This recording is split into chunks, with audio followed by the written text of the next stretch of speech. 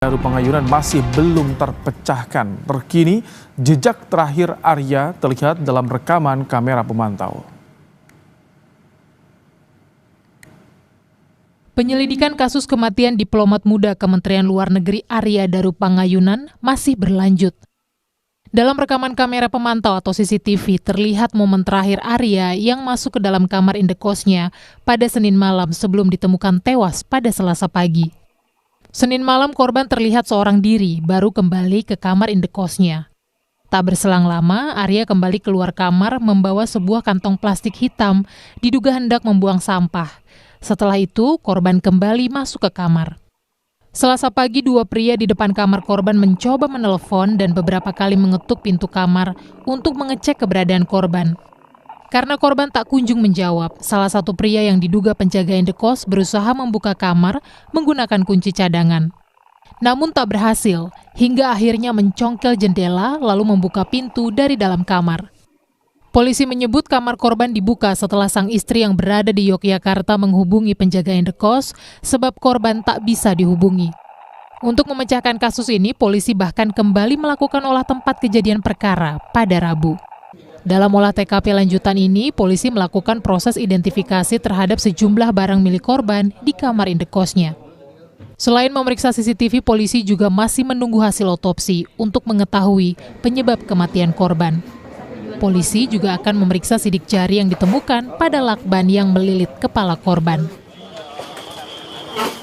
Kita sudah melakukan olah TKP, kemudian untuk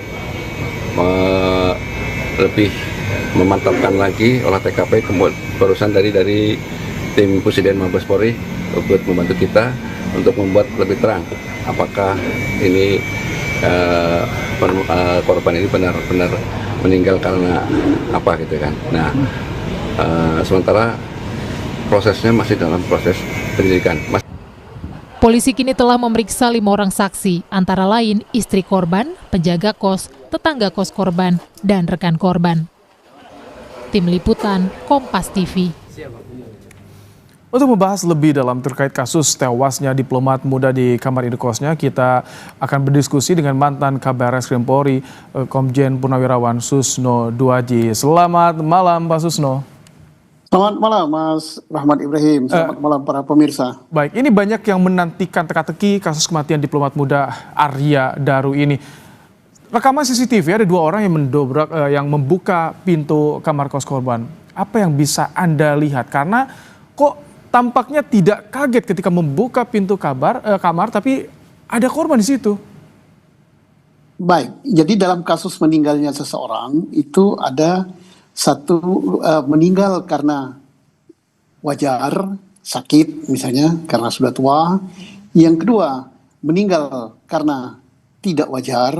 Nah, tidak wajar itu bisa bunuh diri, kecelakaan, atau dibunuh. Nah, untuk menentukan wajar apa tidak, ini sangat tergantung pada hasil pengolahan TKP, tempat kejadian perkara. Apa yang dikelola di situ? Pertama, bagaimana kondisi korban. Kedua, adakah bukti-bukti yang didapatkan di TKP, sidik jari. Nah, sidik jari yang paling memungkinkan itu adalah lakban di kepalanya. Di lakban itu apakah hanya sidik jari korban atau ada sidik jari orang lain di lakban itu? Kalau ada sidik jari orang lain berarti yang memasang lakban itu ada orang gitu. Yang ketiga, sidik jari di atas benda-benda di situ dan termasuk sidik jari di pintu. Yang berikut saintifiknya adalah HP. HP korban harus dibuka. Dengan siapa dia berbicara, dengan siapa dia WA, dengan siapa dia berkomunikasi, dan apa pembicaraan atau apa komunikasinya. Yang berikut adalah saintifik lagi, dibuka juga CCTV. CCTV tidak cukup dicuplik pada bagian saat pintunya didobrak, tapi jauh sebelum itu. Misalnya dia ada membuang sampah, masuk lagi. Kemudian termasuk adakah orang lain yang lewat di situ selama sekian jam setelah dia membuang sampah. Karena waktu membuang sampah dia masih hidup kan, masih berjalan masuk. Nah, Pak Susno, setelah membuang, Tapi kalau misalkan Anda melihat di CCTV tadi yang kami putarkan, ada 2 orang yang berada di depan kamar kos korban. Anda di reserse sangat berpengalaman. Ada kecurigaan tidak kalau misalkan melihat dari gesture kedua orang ini atau ekspresi? Karena kami tampilkan cukup jelas nih CCTV-nya, Pak Susno.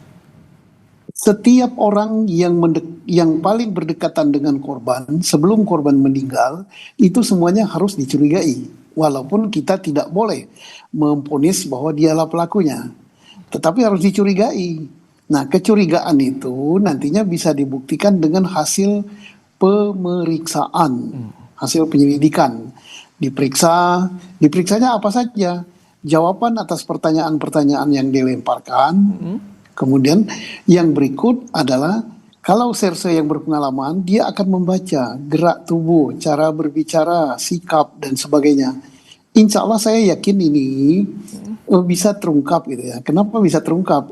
HP ada, sidik jarinya ada, CCTV ada, kemudian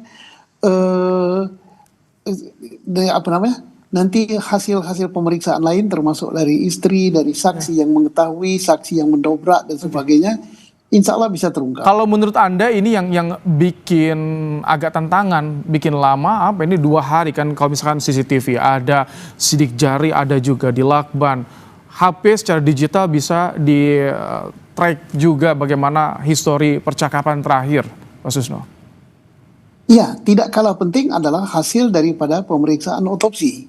Karena hasil dari otopsi itu akan menjawab apakah korban misalnya meninggal karena menegak obat. Apakah korban pada tubuhnya ditemukan ada hal-hal yang janggal gitu. Misalnya ada bekas pukulan, bekas tusukan dan lain sebagainya ya. Jadi itu akan menjawab semua penyebabnya. Setelah menjawab penyebabnya bisa diketahui wajar atau tidak wajar meninggal karena sebab biasa atau meninggal karena dibunuh. Nah, akan terjawab semua. Ini agak lengkap ini ya. Kenapa saya katakan agak lengkap? Dari semula saya katakan mulai sidik jari, CCTV, HP, hasil daripada laborat gitu. Insya Allah itu kan berbicara semua nanti. Kalau melihat dari sistem keamanan di Indekos ini, karena CCTV lengkap, bahkan akses pintu aja digital, artinya sebetulnya instrumen-instrumen atau alat bukti yang bisa mengungkap misteri ini sebetulnya mudah didapat ya, Pak Susno? Ya bisa didapat ya, termasuk misalnya alat masuk ke pintu dibuka dengan kartu digital. Bukan berarti bahwa yang mempunyai kartu itu hanya si korban, si pemilik kamar. Karena kartu digital dan sebagainya kan itu bisa di set gitu dengan kartu lain ya. Jadi segala kemungkinan ada gitu. Dan saya yakin bahwa Polri telah tidak banyak mengekspos dulu, tapi dia sudah banyak mendapatkan informasi-informasi untuk mengungkap kasus ini. Insya Allah gitu. Apakah cukup dengan yang ada di TKP saja investigasinya atau juga ditarik ke belakang sebelum korban pulang ke kamar Indokos misalkan dari instansinya, dari Kementerian Luar Negeri atau bagaimana menurut Anda?